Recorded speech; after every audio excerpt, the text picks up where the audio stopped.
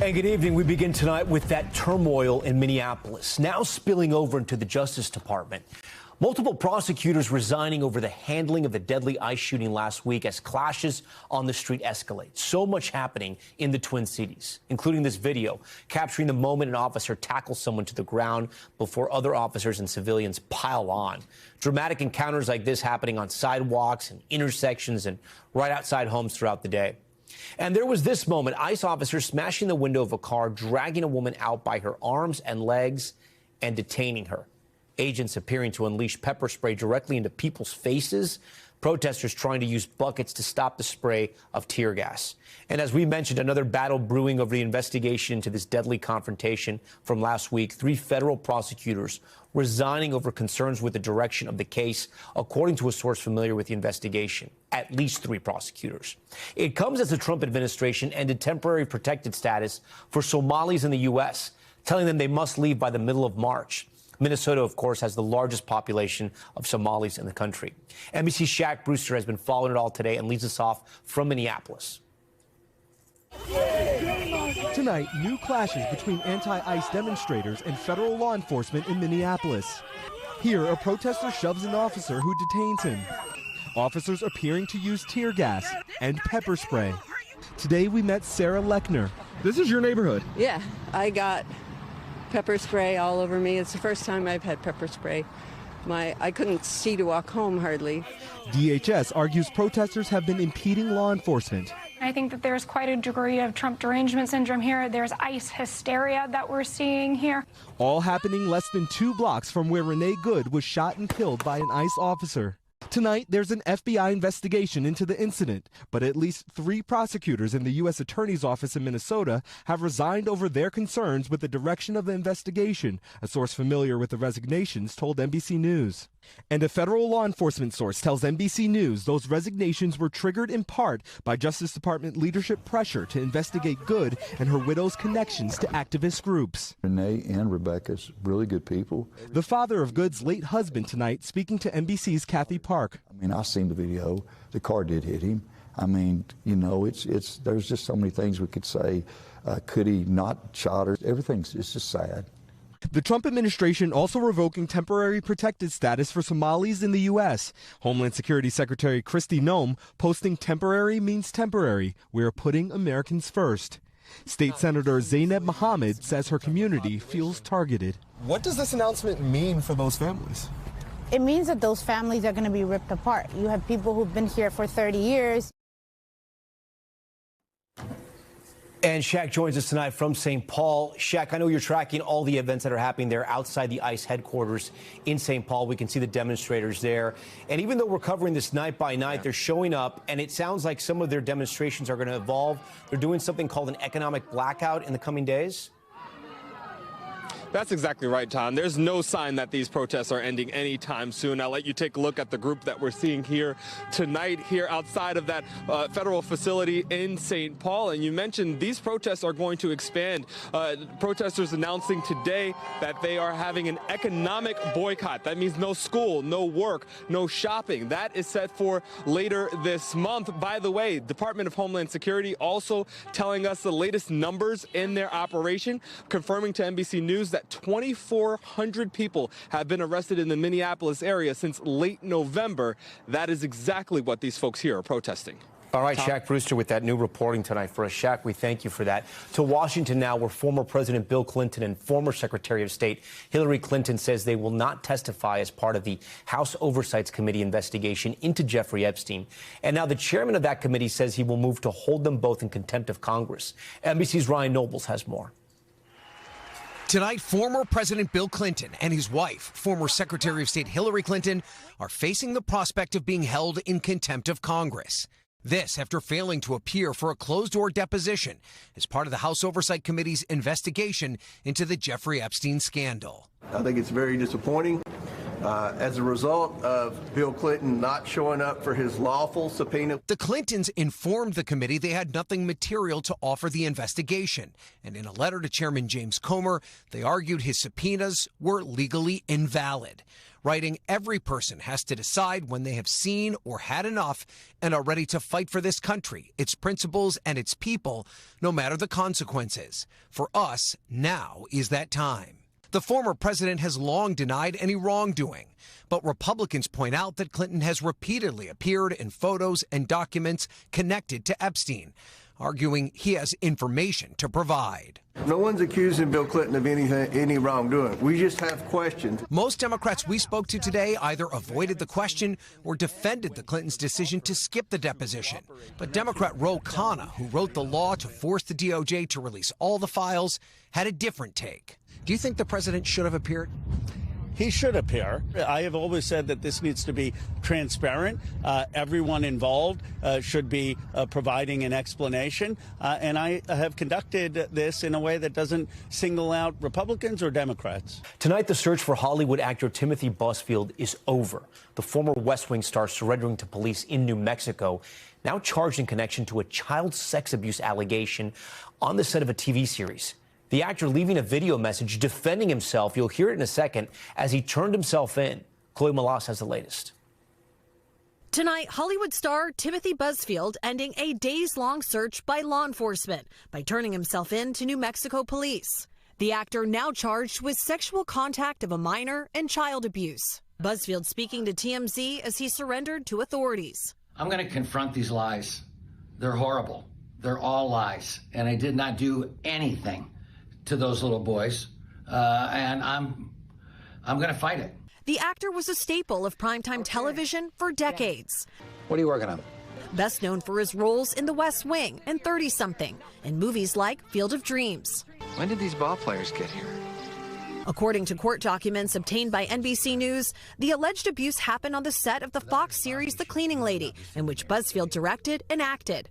Brothers featured in the show told their therapist when they were 11 years old about inappropriate contact from Busfield on set, who they referred to as Uncle Tim, and that it began when they were 7 years old, according to the affidavit. One of the boys alleged Busfield touched both his genitalia and bottom.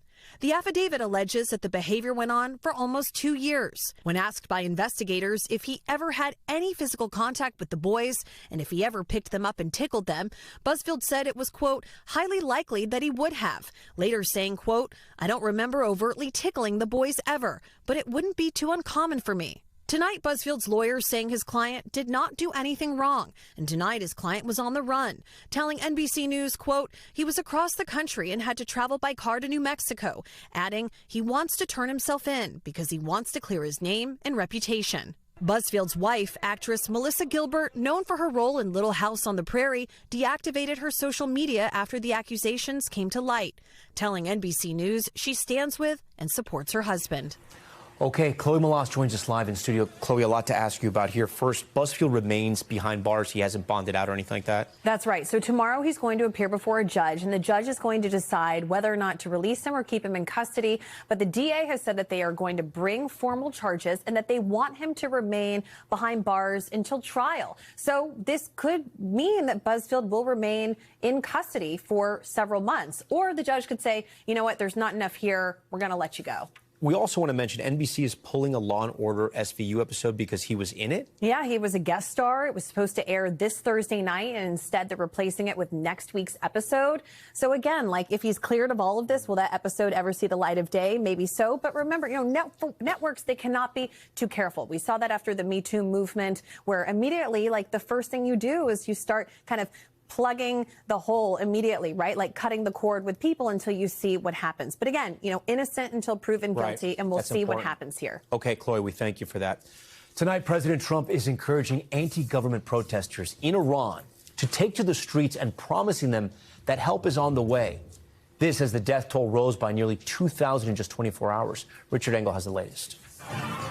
Chloe, thank you. Iran's crackdown is far deadlier than previously reported. A human rights group today upping the confirmed toll from around 600 to more than 2,500. And now President Trump is promising help is coming. Keep protesting, take over your institutions if possible, and save the name of the killers and the abusers. His help is on its way. But not everyone in the Middle East is keen for a quick regime change in Iran.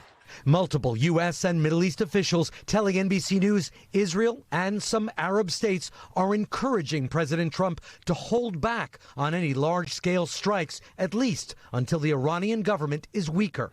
One Arab official saying there is a lack of enthusiasm from the neighborhood for American military action in Iran right now.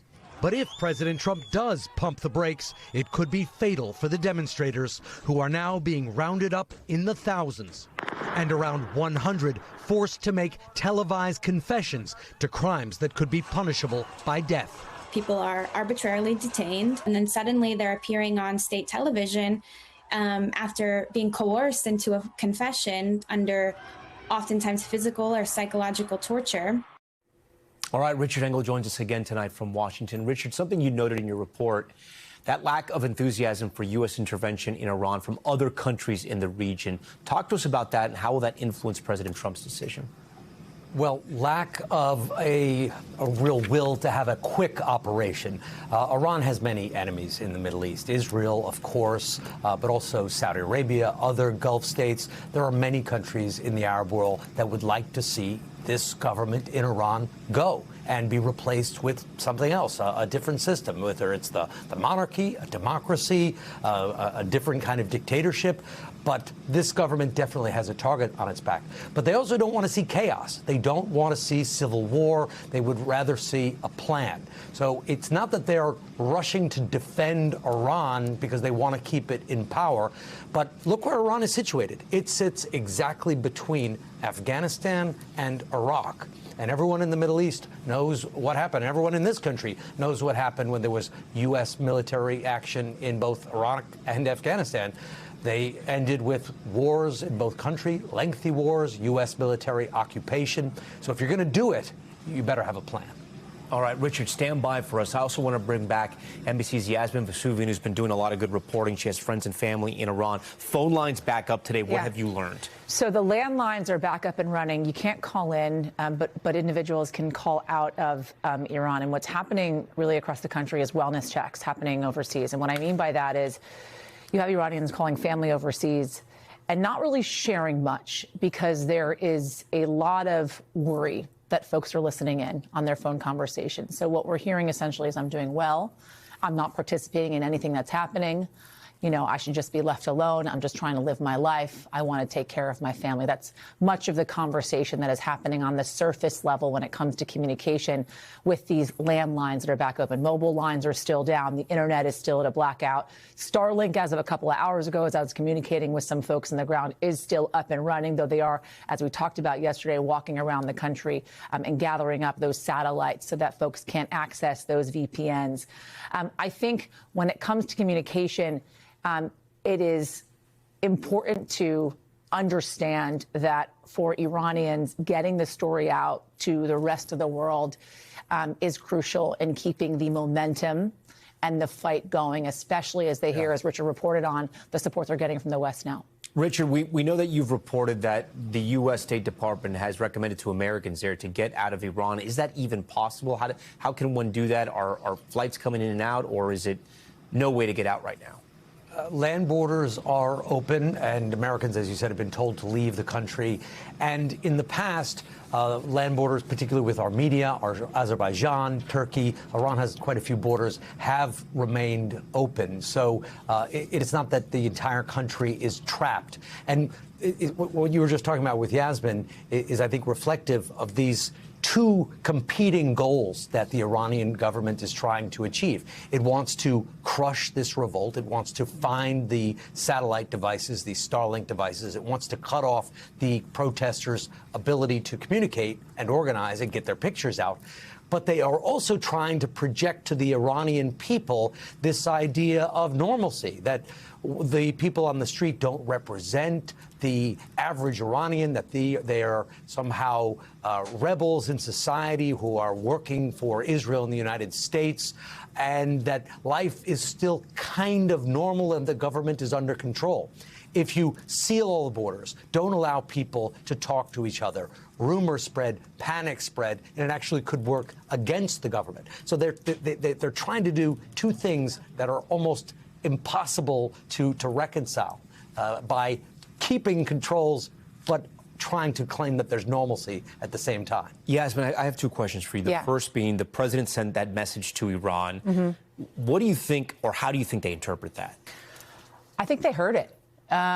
Iranians want to understand within the country that they have the support of people outside the country, that if in fact they go full bore, as they feel as if they are doing now because their backs are up against a wall and they feel like they have nothing to lose, that they're going to have support of the West, and especially from a country like the United States. I also think that what we're seeing inside the country, picking up off of what Richard just talked about, is a real sense of unity. While the government wants to project a sense of normalcy, the only people that are believing there's any sense of normalcy are the people outside the country that have no access to what is actually happening on the inside. For the folks that I've been speaking to, they've said, listen, people may be coming out of their house during the day, but they are terrified at night. But they are uniting around this movement. Just quickly, this one anecdote I heard from a woman that just landed back in London on a flight last night from Iran told me about something that happened in her neighborhood, in which you had protesters running down the street, and Basij, which is kind of the local security forces, were chasing them with guns. And people, young, old, opened up their homes for these protesters to allow them in, to give them refuge.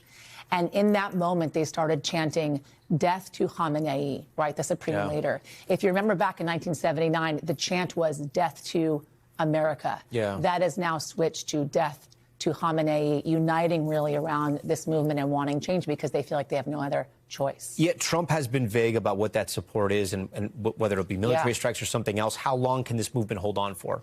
I think so. I mean, listen, I have no idea. I wish I knew that answer.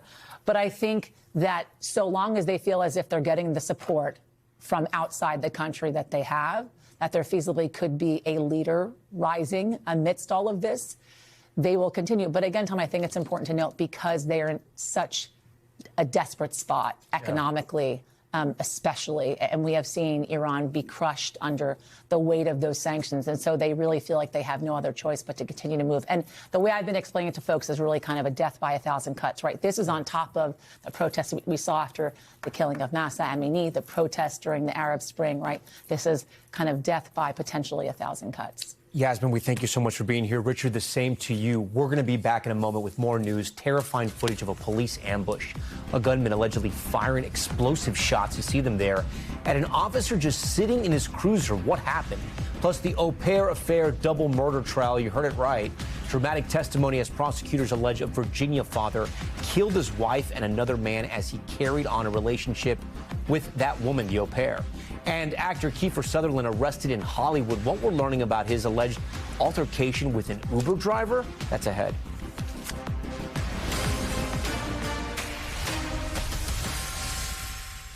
We're back now with some dramatic video out of South Carolina. A police officer ambushed with explosive rounds, but remarkably surviving. George Solis has the details. The explosive moment caught on camera. This surveillance video released by the South Carolina Law Enforcement Division, or SLED, showing a car slowly creeping through a parking lot at the Greenville County Law Enforcement Center around 1 a.m. Sunday night. And then suddenly, shots are fired. An ambush-style attack against a Greenville City officer. According to investigators, the firework-like effect you see in this surveillance video coming from incendiary rounds meant to inflict maximum damage, the bullets containing a chemical mixture designed to spark a fire when hitting hard surfaces. Photos released by SLED showing the bullet holes and singed door of the officer's car. The suspect, later identified as 42-year-old David Lane, then led police on a chase, according to SLED. After an exchange of gunfire and a car crash, Lane found dead in his vehicle. A coroner's report saying the cause of death has been determined to be a self-inflicted gunshot wound to the head. Tonight, the investigation into the shooting continues. Authorities say the wounded officer is okay and was released from the hospital. George Solis joins us live from Miami. And George, have police said anything more about why this suspect may have done this? Yeah, Tom, investigators remaining tight-lipped. However, some reporting from our affiliate there in South Carolina, WYFF, they actually received some complaints about this suspect, David Lane, as early as January 1st. And while authorities went to investigate him at his home, they found nothing that warranted an arrest. However, this investigation is still very much ongoing, including how he may have gotten his hands on some of that incendiary explosive ammunition. Tom? Yeah, some wild weapons there. Okay, George, we thank you for that. Now to a double murder trial in Virginia making headlines across this country. Brendan Banfield is accused of killing his wife, Christine, and a stranger, Joseph Ryan, at their home in 2023 as part of an elaborate scheme to be with the family's au pair, Juliana Perez Maguiguez. He's pleaded not guilty. Prosecutors allege Banfield set up an account on a sexual fetish site and lured Ryan to the couple's home with a plan to frame him for his wife's death. They say once Ryan was in the house, Banfield shot him. They say he then stabbed Christine in the neck using this knife presented in court. Banfield then allegedly directed the au pair to shoot Ryan one last time, according to the state, before calling 911. The au pair, now the prosecution's key witness, agreeing to cooperate with investigators in exchange for pleading guilty to a lesser charge of manslaughter. He said he wasn't going to hire anybody because that is something that throughout the investigation can be discovered easily. And that he had heard of a website called Fat Life. Okay. Banfield's defense arguing prosecution of taking advantage of the au pair and that Christine set up the fetish site profiles herself. I want to bring in NBC News legal analyst Misty Maris to break down this case for us. Misty, obviously a lot going on there.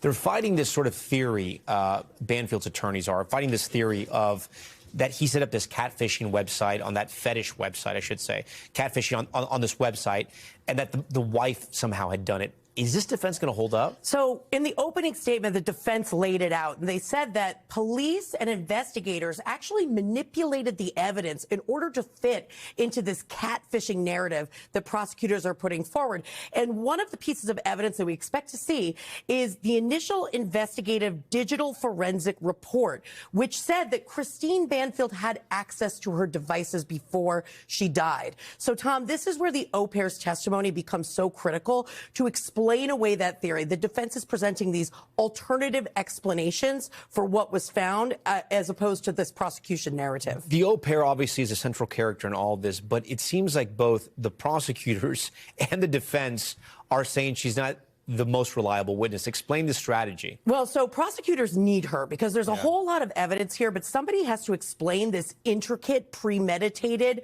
plan that that Banfield and she came up with in order to facilitate this killing. She's the only one in a position to do that, but prosecutors had offered her a deal where she pled guilty to a misdemeanor. So whenever you have a cooperating witness, Tom, the credibility is going to be taken into account, and it's something the defense is really going to focus on. She gets off with just a misdemeanor. She gets off with a misdemeanor, and time served is the recommendation from prosecutors. Tom, so think about this: October 2023. She's been behind bars. Provided she continues to cooperate with prosecutors, she will just have time served. She won't serve any additional time behind bars. How does the case hold up so far? I mean, it looks like prosecutors put out a case with a lot of evidence. Do they have it? Will they win this case? Well, it's an absolute compelling case. It's got so many twists and turns, but it's really going to rise and fall with the au pair tying together some of this other evidence. I think we're not going to hear from Banfield. It's really unlikely he'll testify. So the only way for the defense to overcome this mountain of evidence is to really poke holes in the credibility and present these alternative theories for the jury to understand. Remember, prosecutors don't have to prove motive, but they're certainly talking about motive here through the au pair, because a jury is going to want to know, why would somebody do this? Why wouldn't you just get a divorce? Yeah, if the allegations are true, this is an incredibly gruesome case, Absolutely. which I'm sure we're going to learn more about. Misty, we thank you for that. Still ahead on the broadcast, the emotional outburst during the Uvalde shooting trial. The sister of one of the teachers killed, escorted out of the courtroom, now banned from the trial. So what happened here? We'll tell you. Plus, 2 teens arrested in California after video captured them surfing on top of a moving train. Incredibly dangerous. But first, top stories, top moment, and one pup that's not afraid to take a seat at the table, serving as a reminder that dogs really can act just like their owners. Take a look at this. Our dog sits with us every morning for breakfast without fail.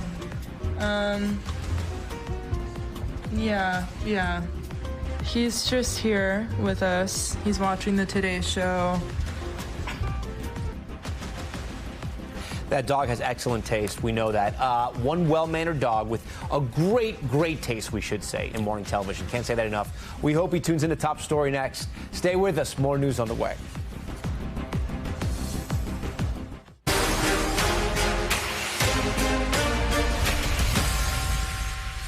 President Trump today hitting the road to tout his progress on the economy, highlighting new inflation numbers while visiting a Ford factory in Michigan. But the trip comes as he's under pressure back in Washington over the DOJ investigation into Fed Chair Jerome Powell. Here's Gabe Gutierrez.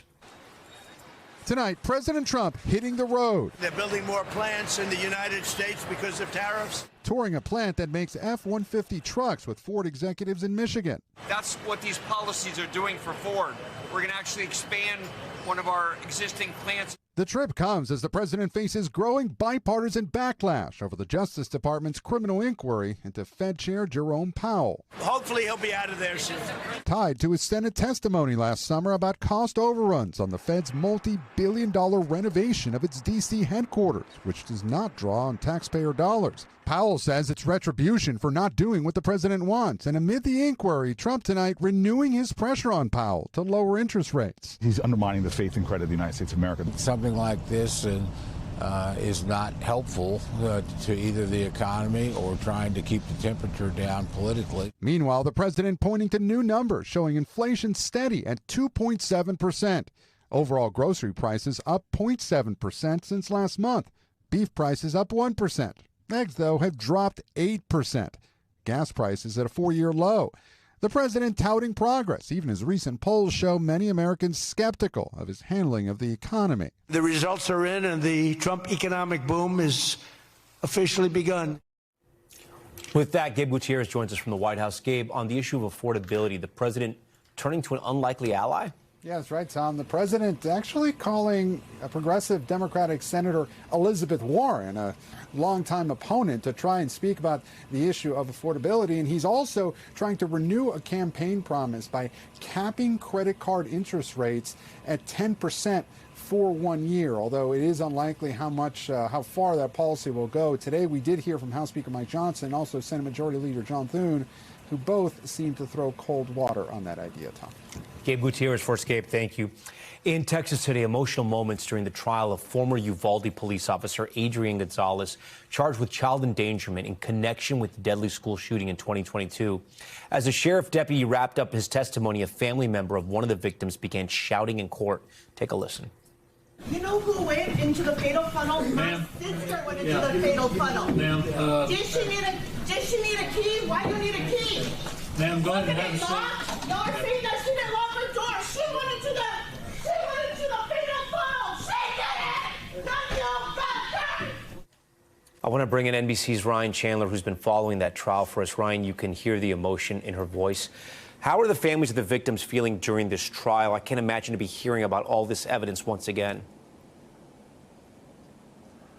Well, they're just heartbroken, Tom. It is gut-wrenching for them to relive every second of that terrible day. And you saw those emotions boil over today. Let's first understand that term that was shouted out in court today. Fatal funnel was a crucial term in trial today. It's a tactical term that refers to an area of danger for a police officer, an area they want to avoid if they're trying to breach a room or confront a gunman where there's low visibility or poor cover, like the door frame to a classroom with a gunman inside. The defense trying to impress upon the jury all of the difficulties that Gonzalez would have faced if he tried to breach that classroom and confront the gunman. But Tom, the contrast there is infuriating for these families who see an armed and trained police officer outside the classroom trying to keep himself and his fellow officers safe, while their loved ones are inside, many of them already shot by the same gunman.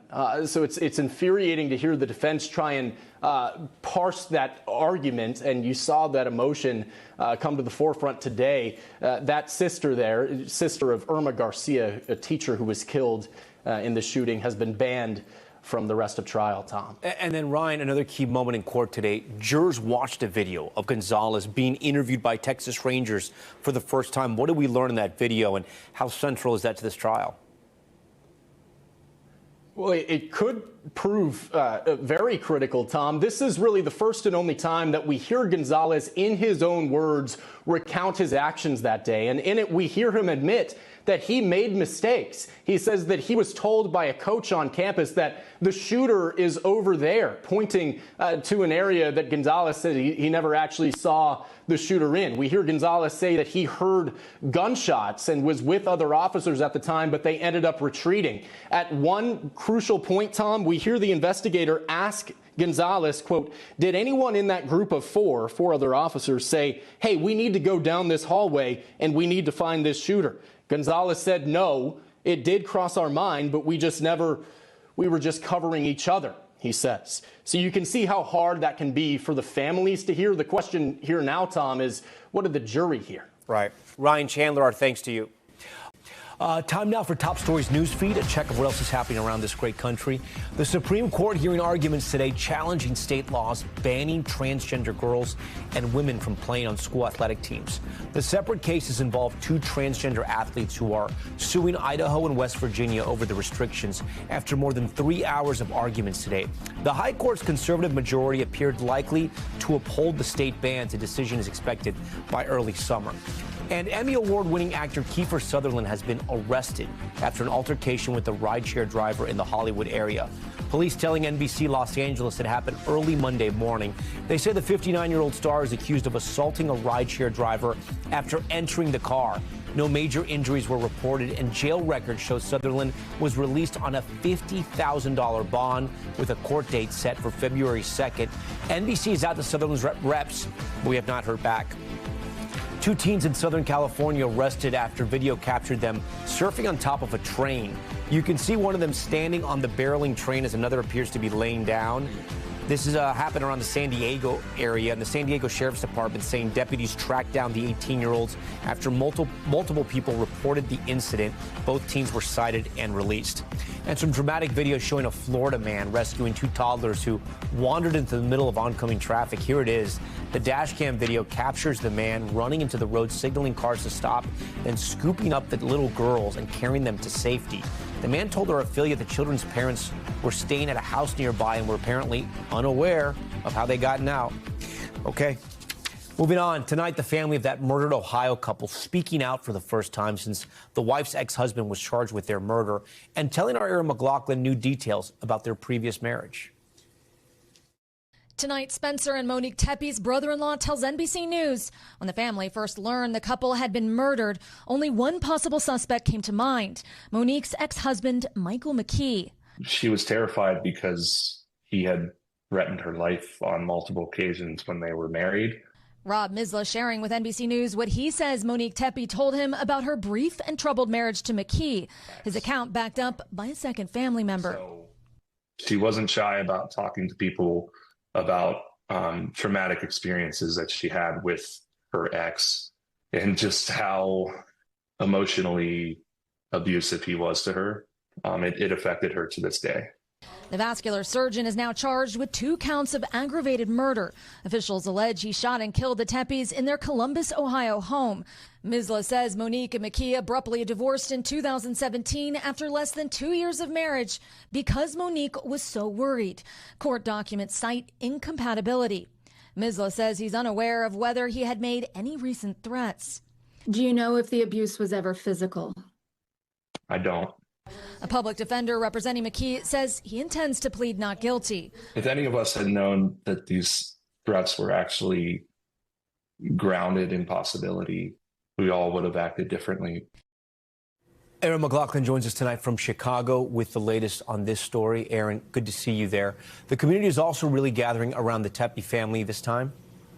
Yeah, that's right, Tom. Rob Misla told me that the Teppes were buried yesterday in a small, private, somber ceremony. He told me that it was one of the toughest days for him so far. The idea, he said, of returning to everyday life after this enormous tragedy is daunting. He said the funeral was a much bigger event. More than 1,000 people attended. This tremendous outpouring of love and support for the family. He said it was a big show of just how special this couple was.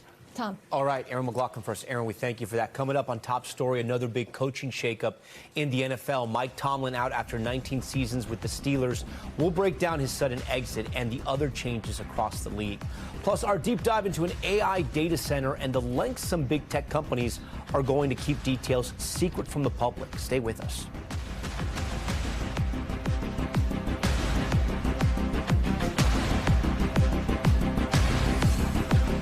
We're back now with a new look at the wide-ranging impacts of the AI boom. Tech companies are racing to meet surging demand, and they're turning to rural communities to build new data centers. But they're not just offering landowners huge sums of money, they're also asking them to sign NDAs, swearing them to secrecy. Our Brian Chung traveled to Kentucky to talk to one farmer who says that level of secrecy is just one of the reasons he refused the multi-million-dollar deal laid on his table. Quiet country living brought families like father and son Tim and Andy Grosser to these rolling hills in Mason County, Kentucky. They just want to be out in the country where it's quiet and they can watch the wildlife. They've tended to cattle and hunted here for more than 30 years. But now that quiet is under threat from a $1 billion data center project that could soon rise just over that ridge. I don't want any part of it being anywhere near here. Why? For one, I don't want to look at it. Our power is going to double in price, and we don't have enough energy right now to even supply Maysville through the winter. They have to buy power from the grid. Last spring, the Grossers were offered more than $8 million to sell all 250 acres of their land. That's 35 times what they bought it for in 1988. This is a good amount of money. Yeah, but I don't really care how much they offer. I'm just not telling. When they asked for details about the project, they were given an NDA instead. The mystery guy slides a paper forward and says, sign this non-disclosure agreement and we'll start answering questions. And we said, well, that's a non-starter. County officials telling NBC News they signed non-disclosure agreements with the same company last spring, hoping to secure hundreds of millions of dollars in investment from one of the top 5 tech companies in the U.S. building out its AI infrastructure. They agreed to keep the company's name secret. But for the Grossers, the silence rang louder than the money. How does that make you feel? Handcuffed. I mean, I think they're trying to, protect the potential company from us. It's all going to be a done deal before we can do anything about it. Experts studying data center projects like this one across the country say this kind of secrecy isn't accidental, it's strategic. They're using these agreements to try and grease the skids and try and avoid, to the extent that they can, that community input that could slow things down. But already in Mason County, the community is giving its input after online Facebook groups pieced together what was coming to their town. What's out there, they don't want us to know. If they were totally transparent, they wouldn't need the NDAs. It leaves everybody in this county not knowing what they're up against. That's how I feel. At this zoning meeting, frustrations boiling over. NDA, no discernible accountability. Construction chaos and hazards, air, water, noise pollution, water quality, pressure issues, possible electric grid issues as well. This is something that has got to be more open. And the residents of Mason County are not alone. Data center construction is booming nationwide to fuel the growing demand for artificial intelligence, with hundreds of new projects announced last year alone. We found more than 20 cases across 16 states where NDAs were signed between local officials and data center developers. Many of them look similar to this NDA from a town in Minnesota, saying the company should be given a reasonable opportunity to prevent disclosure of the confidential information. 6 of the largest tech companies building data centers across the country all declined to comment or did not respond to questions about the use of NDAs in data center projects. For the Grossers, no details meant no deal.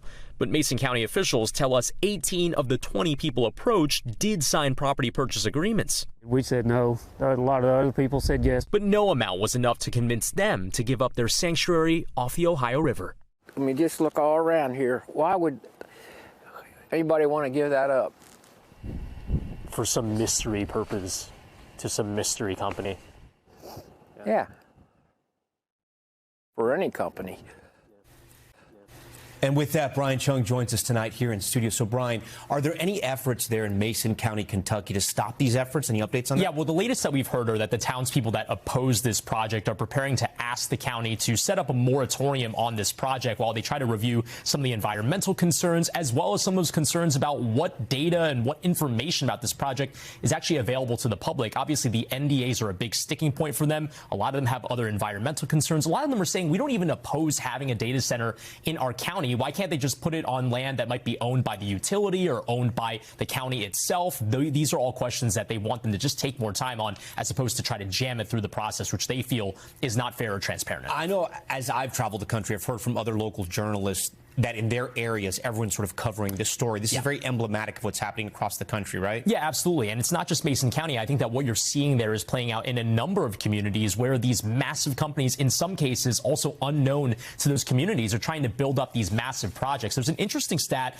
that comes from Data Center Watch. This is a research firm that's kind of put together by an AI security company, and they say that between March and June of last year, that is the most updated data that we have, there were 20 projects totaling almost $100 billion that were either delayed or completely botched because of these communities that are pushing back. So in some cases, you have these communities that are winning against these companies. I think the question, Tom, is if there is a project that's nixed somewhere, do they just go to another community and the whole process starts and offer again? more money? And offer more money. That is definitely something that's playing out right now. Brian Chung, great story by you and the team. We appreciate it. Thanks. Okay, we're going to head overseas now for Top Stories Global Watch and a check of what else is happening around the world.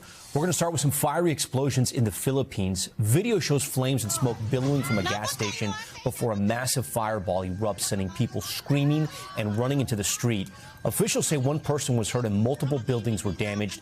This happened Sunday in the southern part of the country. No word yet on what caused that blast. Prosecutors in South Korea are seeking the death penalty for the country's former president. Yoon Suk-yeol is in jail right now, charged in connection to declaring martial law in late 2024. Speaking at court today, Yoon slammed the investigation, saying they've been manipulated and distorted. A verdict is expected to be delivered next month. And Spanish police releasing new video of what they're calling their largest seizure of cocaine on the high seas. They say officers intercepted this boat carrying roughly 22,000 pounds of cocaine. As you can see here, the packages were buried in a shipment of salt that was apparently headed from Brazil to Europe. Police say they arrested 13 people on board. Back here at home to the latest NFL team throwing up a now hiring sign. Longtime Pittsburgh Steelers head coach Mike Tomlin announcing he is stepping down following the team's wild card loss to the Texans last night. Tomlin's departure means 9 head coaching jobs open league-wide. That's nearly 30% of the league. For more on the coaching carousel, I want to bring in NBC News sports editor Greg Rosenstein. Greg, so great to see you. Welcome back to Top Story.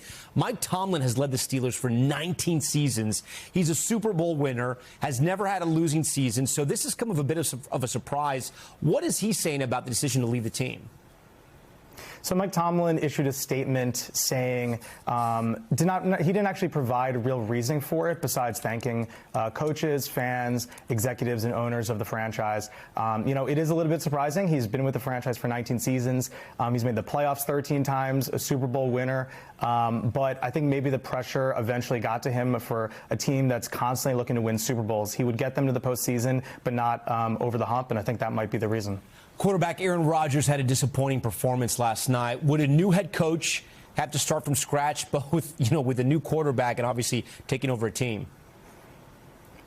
Yeah, I do think the Pittsburgh Steelers should look in a different direction. Aaron Rodgers is not a long-term answer here. He threw for under 150 yards last night against a really tough Texans defense. But, the Steelers need somebody long-term. The only issue is where do they go? They could bring back Aaron Rodgers for one season and maybe groom the next guy. They could bring in a free agent or draft this season. But I think a lot of it's going to come down to who the Steelers hire as a head coach because they're going to have a certain direction they want to go in. I mean, and it sounds like Aaron Rodgers is done too. He likely is retiring. When you hear nearly 30% of the league is hiring, that number sounds high, but put this into context. Turnover in this level is not unusual come January, but I mean, we're talking about so many teams. It's not so unusual. Last year, I believe it was 8 coaching hires made.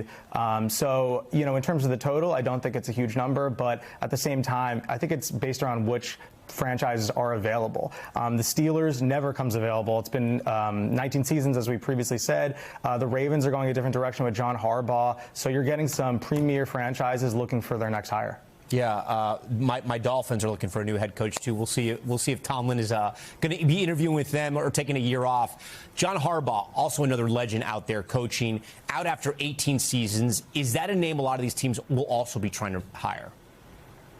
I think John Harbaugh is definitely going to be near or at the top of lists for different franchises. Similar to Tomlin, he is a consistent winner. He won a Super Bowl. He gets the Ravens to the postseason nearly every season. And, with him looking around, I think he reportedly is interested in the New York Giants. I think that could be an interesting option. They have a young quarterback in Jackson Dart. Malik Neighbors, the top receiver, very young stars coming up. So obviously the Giants haven't been that great this season, but if they add somebody like John Harbaugh, they could take the next step. So yes, he's one of the top options available, and rightfully so. Greg, always great to see you. We thank you, my friend. Still to come tonight, an update on a top moment we brought you recently, the emotional surprise for a substitute teacher after students gifted him a brand of new pair of shoes that went viral. They were Vans, you remember. Well, there's a big update tonight. That's coming up next. Finally tonight, a high school class who stunned their teacher with new sneakers, getting a sneaky surprise of their own. The emotional moments caught on video. At Providence High School in Charlotte, North Carolina, Jeff Swicegood teaches his senior English class about Shakespeare. What then? Why then Twizzlers? But even the Bard can't compete with the dramatic surprise this group of students had in store for their beloved substitute teacher.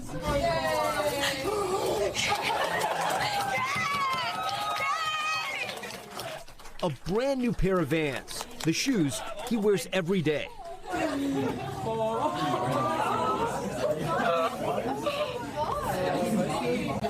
Thank you. It just means a lot that people think of me. I just do what I love and love what I do, and they're the reason why I come every day. Kalia Shack filmed the now viral video. I think it touched so many people because a lot of people can resonate with the fact that they've had a teacher that has impacted them. The video even catching the attention of Vans. It's amazing what you guys did. The company launching its own surprise, gifting the group of 12th graders a shopping spree, including a gift card for their very own pair of sneakers. And I are getting the matching red ones. Yes!